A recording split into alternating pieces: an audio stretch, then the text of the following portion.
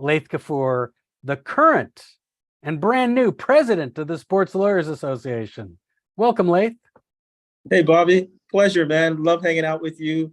We'll keep it going like we're in the barbershop, episode 62. Exactly. Just a friendly conversation. So, Laith, we usually start off. The focus of this is we're going to spend a lot of time talking about what your vision for the next iteration of the SLA will be. But before that, let's let the audience get to know a little bit about you. So the way we start these shows, as I'm sure you know, is to give our guest, you, the opportunity to talk about your current practice and the path you took to get where you are today. So the floor is yours. Oh, not much, but I will take time to do it justice because I do enjoy it. I really, in particular, I enjoyed listening to Kip's journey to where he is at Rock Nation. And so in the spirit of that, so for me, I kind of have a tech background in university. I was a science major. My original plan was to become a physician. And so that was sort of my science background. I took that, and when I graduated from my undergrad, I worked for IBM. So I was involved with a lot of the tech and sales and financing, just really getting to know their business. I was recruited out of university.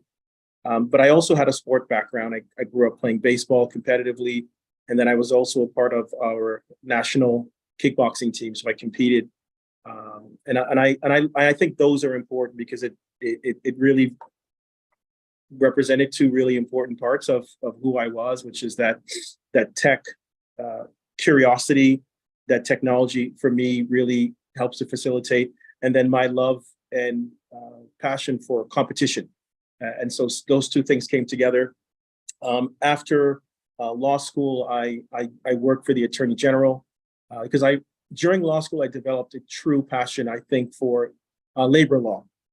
I got to understand the importance of labor law, not only from a societal construct and what it means for good paying wages for workers.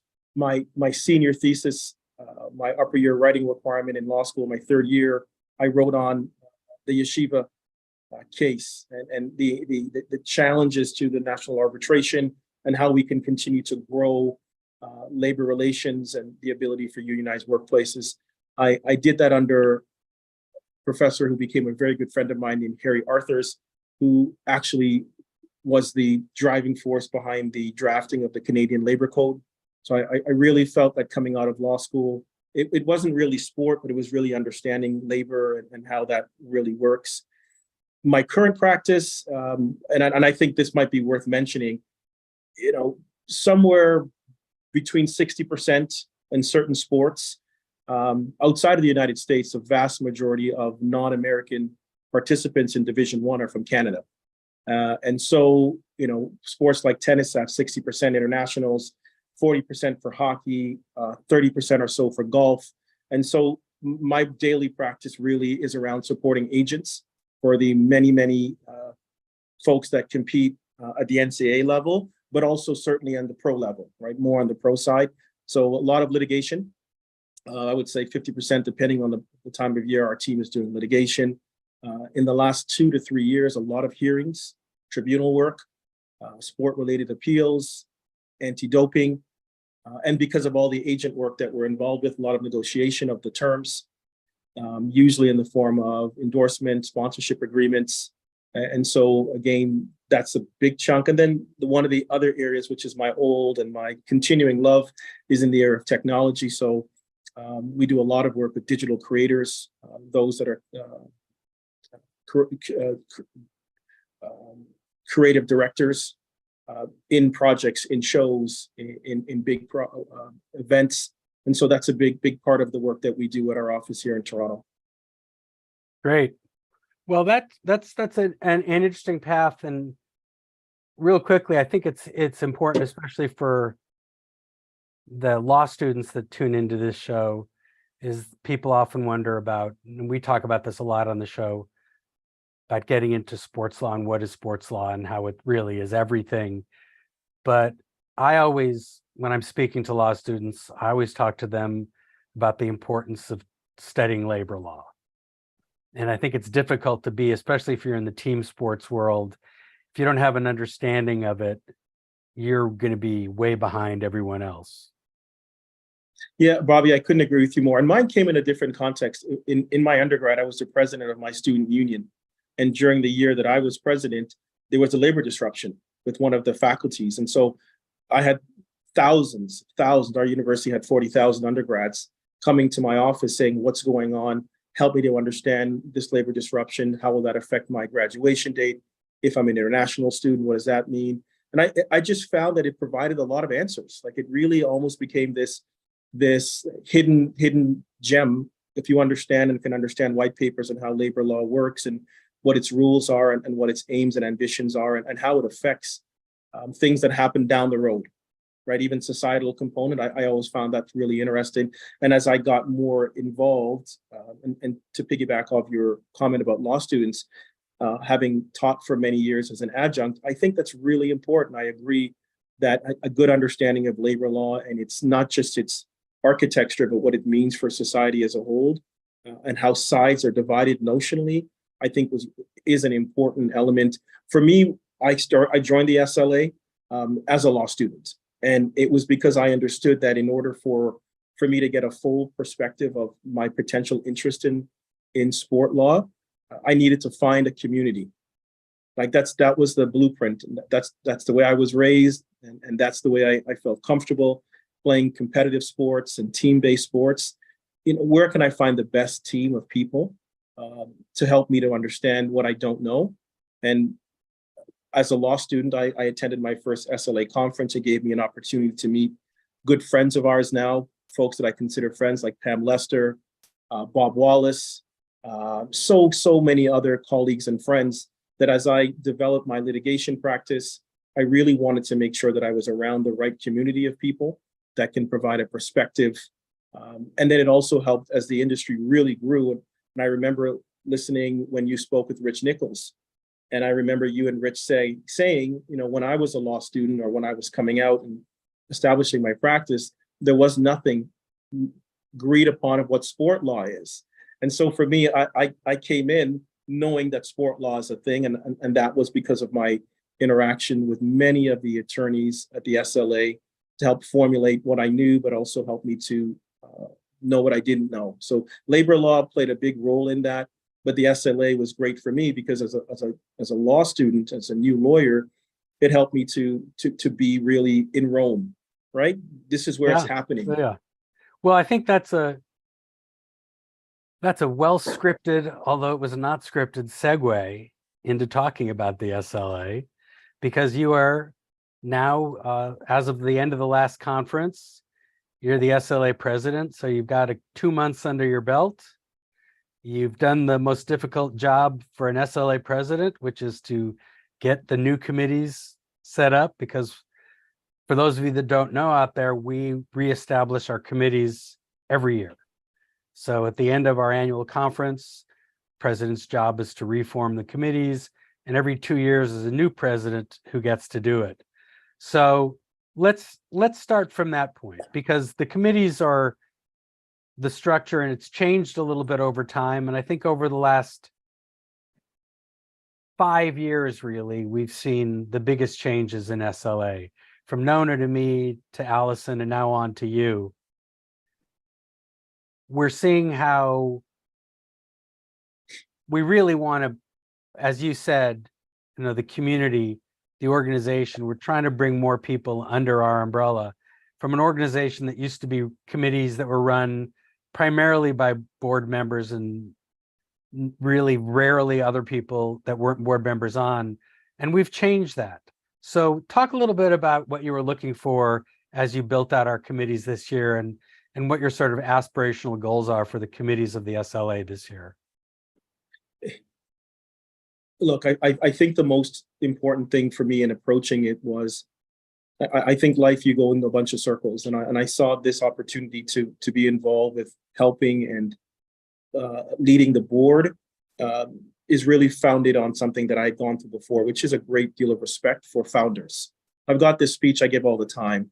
You know, when you're a founder of something, it's a unique perspective because you see something that others see, but you take the opportunity to dig in, and at a certain point in that journey, it looks as though you're talking to people about something obvious. And one of the things I loved, and as I mentioned to you at the outset, when I came to the SLA, and I think it straddles your comment, I think the SLA was more hands-on for the board members, but I always found from the very beginning, the ethos and the giving back culture was always there, right? So there was never anyone that you needed to queue up for, or that was not prepared to engage with you. And again, that's what I felt was really special. And I think it's with that foundation, we went through the strategic plan exercise, and I know that you were a part of that.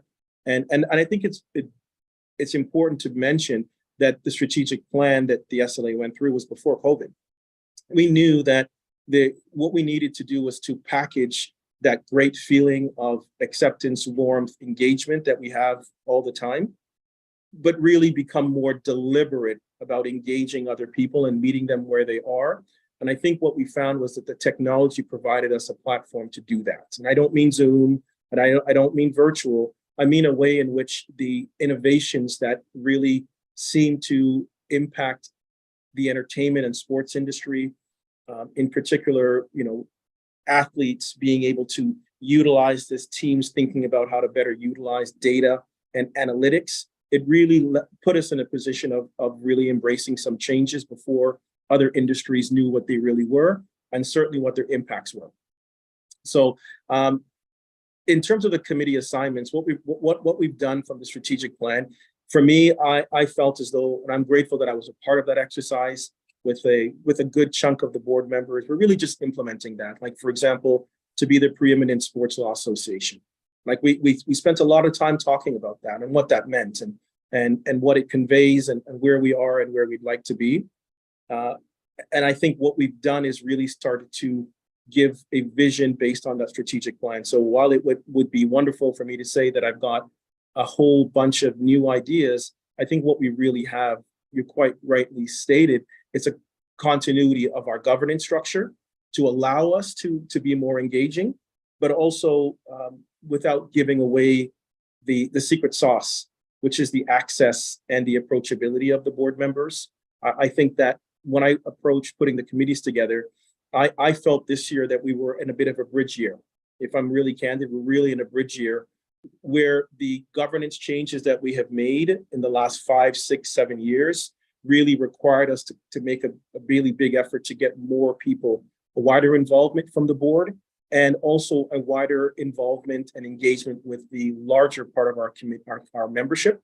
And to that extent, I think that's what we did. We tried to marry the experience of the founders, the vision of the founders, but giving members across the country and around the world opportunities to get in the driver's seat and to show what that engagement looks like to them and the membership that they are more closely aligned with. So it was a fun exercise, but I've done it before, but I felt this way. No, it isn't.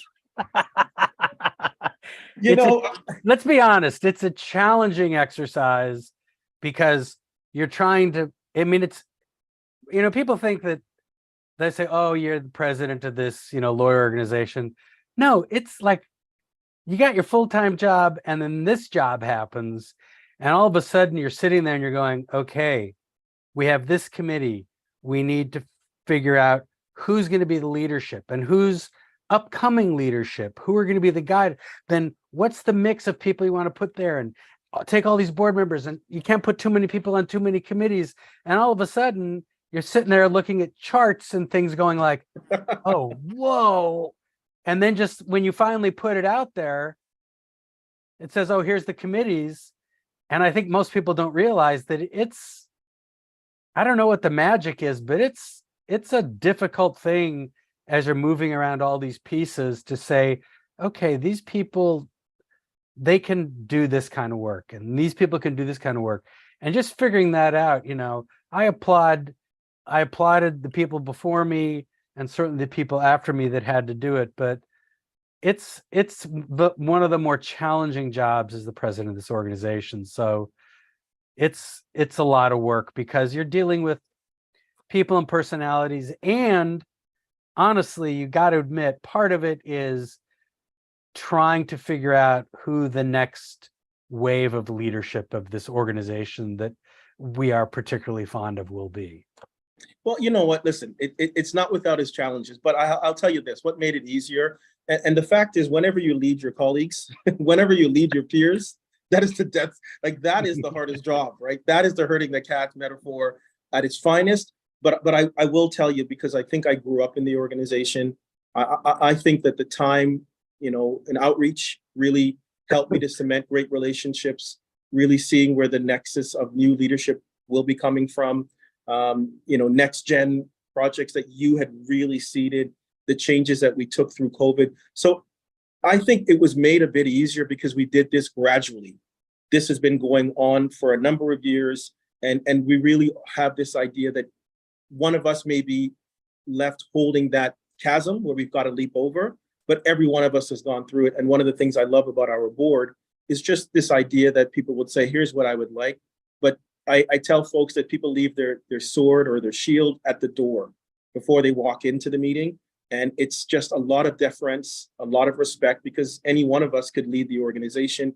Timing is what the issue is. So the challenge of leading your own peers is hard, but I think because we've done this in a really consultative way, and there was a lot of buy-in over the last 10 years, it made that a lot easier. So we've got the committees now together and they're established, and the committees will start, meeting and figuring out what their goals are in addition to sort of the standard functions of the committees. But in addition to that, what are you hoping to achieve during your tenure as the SLA president? What programs do you want to push forward?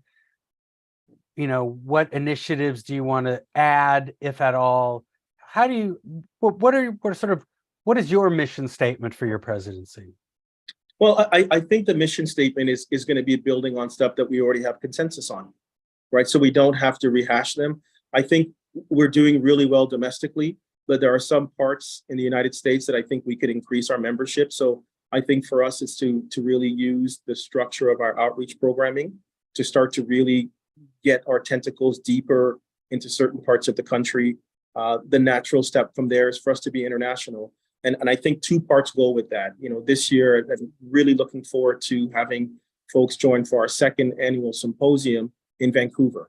And that's important for two reasons, because it allows us to accomplish two of our strategic goals. One is to have the preeminent, well-attended conference, which we've been doing for many, many, many years. But then it allows us to build in other platforms that allow us to focus on content. So I think because I was, involved with helping, along with many other board members, the symposium that we had last year in Miami, getting that, not only building that platform, that educational and content platform around technology, right? It's starting to really coalesce as a conversation piece in between the conference, but it's also happening in Vancouver to allow us to engage the local Vancouver community in the arts and community section, the tech section. So for me, I'm looking to see the domestic growth within the US, having more of a presence as we continue to grow our membership at our annual meeting internationally, with the focus likely to be strongly on Europe and our European connections that are there. The last thing I think for me personally would be the two areas would be being more proactive. I think we can be a lot more proactive in starting and seeding conversations about innovations that affect the sports and entertainment sector of the industry. I think we can be more proactive in leading those conversations and being a voice for defining the question, right? Even defining the question. What is it that we're asking? What is this technology? And how does it have an impact on our existing collective bargaining agreements, existing relationship between players associations, licensing regimes that we have? So I think we can be more proactive in being thought leaders. So I'd like to focus, and again, that's within our strategic plan. And the last is really being able to tailor our mentorship opportunities. And I think, given your strong, I think one of the things coming out of your mandate was not only to create, but to hone and tweak our next gen community to be able to have those newer attorneys be a part of seeding that content and helping to provide through a democratic process of merit who our next generation of leaders will be at the SLA across the board. So an expansion of the mandate that we have within the SLA strategic plan, and then really being more proactive in being thought leaders and creating mentorship opportunities for new members to see that value position. I think, again, nothing new, just an emphasis on other parts of our strategic plan that, to me, the button needs to be turned on now because the time is there. In your time, Bobby, I know you paid a particular emphasis on breaking down intra silos between the committees that we have, creation of the content committee. All of these pieces now allow us to bring more people in and do more lifting because we have the capacity.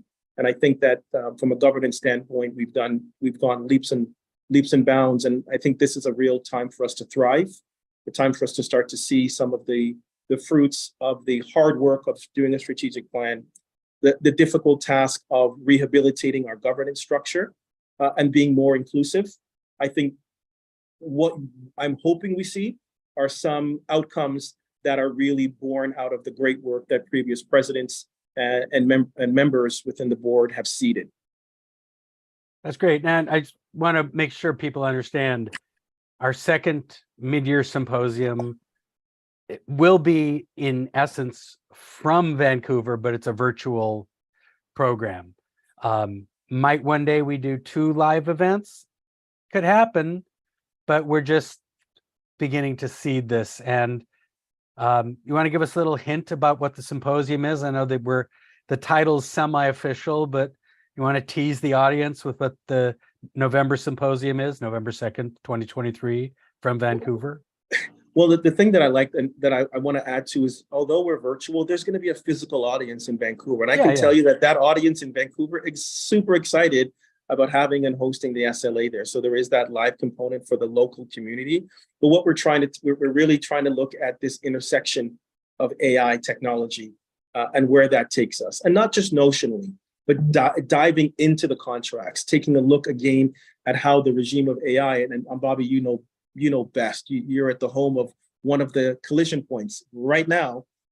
Big collision in my city. Yeah, right. The intersection of something that was coming, and all of our agreements contemplate not only us not living on this planet, and that's been going on for a while, but we also contemplate forms of social media, forms of communication, aspects of technology that we do not yet have. And the strike that's going on right now, this is really about the convergence of business models. So this AI conference, the symposium, the mid-year symposium, will again coincide with our mid-year meeting, in which we go through and undertake, I would say, probably the average of 10 or 15 hours worth of planning meetings throughout the day. But again, it's our way of making sure that in between that great content that people love and look forward to getting at the conference, this is a check-in, right? And we think specifically looking at technological impacts allows the attorneys to be vanguards at the leading edge of how we rehabilitate and propose alternate systems, given what we're seeing now. This was before with streaming, but this is also a big issue because television and broadcast rights, I know you've talked extensively and you're an expert in that area to see what new media has done to the traditional broadcast landscape. Likewise, when I talked about being proactive, that really is about how do we get to the point of being ahead of these conversations, and as the SLA being a thought leader. I really encourage everyone to take a look at that. And I'm excited about it because it's not the same as an SLA mid-year May conference. Our annual conference, it's completely, it runs completely counter to that, but it runs complementary. So I think that is an additional offering that we put in terms of content, and it's been very well received. I'm just really thrilled that we can have a home in Vancouver for that. And again, it leads us to getting our tentacles, our ambit on our influence in working with others, to further that preeminence in the sports law space. Yeah, earlier you were talking about some of the work that you're doing, and you mentioned that you represent digital creators, and it's a relatively new phrase, the new nomenclature, because it's a little different. And since you're sort of deep in the weeds, we're talking about our conference and the intersection of AI and sports, which is again, like everything, if it's a sports, it touches on everything. But in you're dealing with these digital content creators, there is an element of what was, but there's new nomenclature and new language that you have to use. And so I like to think about the great Billy Beane from Moneyball. And I don't remember the exact quote, but it was something like evolve or die. and you're producing something, creating content for distribution, and that's been pretty consistent over time. Went from radio to television, movies, whatnot. But now it's changed yet again, and that's part of the evolution. So you're sitting there representing those people. Talk about that evolution of being a sports lawyer or an entertainment lawyer, and dealing with these new platforms and new ways to monetize platforms. That's a whole giant new world for all of us. Yeah, Bobby, I think it's a lot of fun. To me, it's sort of like saying when in Little League you could be both a pitcher and playing center field and a catcher, all in a matter of a couple of innings. I suspect that although it is that the business folks and the tech folks bring the ideas forward and they imagine it, and then sometimes we turn to the professionals to create the system. It's been my experience that I just learned so much from being around the creatives. Because look at the example of our SLA conference. Like, we had paper, we had a lot of paper that used to float around. But now we know we don't have a digital presence for our conference on our content, and we don't have sports shorts. We have, the times have passed us. And so one of the things I really focus on, and we focus on here, and one of our projects we work with is the Weekends collaboration incubator called House, is just really helping to democratize what those deals look like. And I think that's important. So, the same really, really talented people get a litany of offers, right? They just keep flowing in. But what if you just disrupted the system by those people passing the deals over to people who are basically where they were 5 or 10 years ago, but being fully cognizant of what the major deal points should look like? Mm-hmm. So if Bobby, I know you might want to, do the Gucci line or the runway, but but we're already doing it for another product. We're doing it for another brand.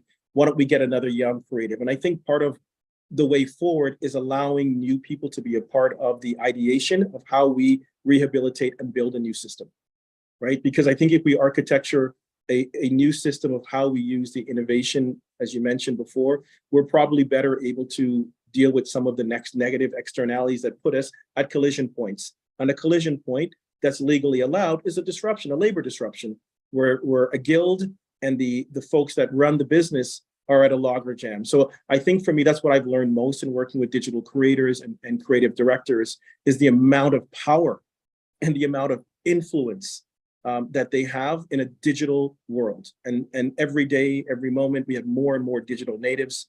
And so they really become the cipher. And the fun part of my legal practice in this area is that we're giving them the business tools, the business 101, to help them to structure really good businesses that allow them to hire people that are just like themselves, so that we have less of a disparity and we can start to go about the business of creating better systems of how to monetize and create profit models within, as opposed to excluding people who might even have the answer or understand the way the technology actually works. What it does and what it doesn't do is what makes the role in working with creative directors that much more compelling for me. Yeah, look, I think at the end of the day, going back to my Billy Beane quote, evolve or die, I think we all have to understand that the practice of law, basically, but in the times that we're living, is not a static world. It's very dynamic. It's very changing. And in much the same way, the quote I've often talked about is that our job is to do homework and write papers. That's what we trained in school. And now we do it because it's changing and you have to keep up with the times. Nothing's the same. So, if you did a player deal, for a hockey player, well, he's got his hockey contract and those rules there. The NHL has rules, the ECHL, everybody has their basic contract rules that you work around and you get stuff, but it's not blinders. It's, I represent somebody. What are the other opportunities available to help me in representing their interests and getting their persona, their identity, their content that they may be creating out there? And we're all learning it on the fly. We're doing what lawyers do. We argue by analogy, we learn by analogy. And as you've pointed out, we get to be part of an organization like the Sports Lawyers Association that gives you access to all of the people in the business doing it.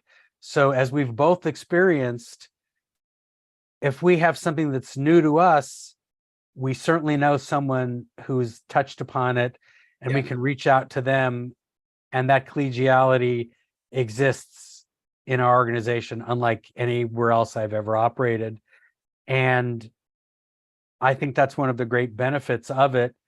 And you have taken on leadership of an organization of, obviously, I'm particularly fond of. And I think you've made it clear in our little conversation here that the calculus is still moving upward. It's not a static world. We're a dynamic organization, and we're hoping to touch upon those products. So as we move forward and as things change, I look forward to seeing where you're going to lead us and make us more relevant and more on top of what's happening in the sports world. And for starters, this Thursday is the Women's World Cup, and I'm predicting huge television ratings, even with, you know, the crazy time differential between us and Australia, New Zealand. But these are all the things that are going on in the world. It's changing. You know, who would have thought that women's sports, you know, women's soccer is going to get a giant rating? I'll go on record now. Even with the weird times, the TV ratings are going to be significantly higher than they were 4 years ago. Why? Because you've developed the culture of the sport. And when you develop the culture of the sport, the audience is there. If the audience is there, the media is there. If the media is there, the advertisers are there, and it lifts us all. So as a leader, I thank you for taking on leadership of our organization. And I look forward to seeing what you're going to bring to our organization in the next 2 years. And thanks for taking some time out of your very busy schedule to speak with us today. Always a pleasure. Look forward to seeing you in person very soon, my friend. All right. I will talk to you soon. Thanks so much, Laith. And everybody, if you're not a member of the Sports Lawyers Association, what up with that?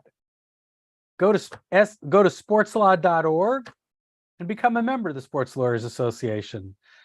We do a lot of content that is behind our paywall for members, and there's a lot of stuff you can get that you don't get for just going to our YouTube channel to watch these shows. So please become a member of the SLA, and don't just become a member by signing up, get involved. We are a working organization, always looking for new ideas. And if you reach out to anyone, to any board member, you're going to get a response. So thank you very much.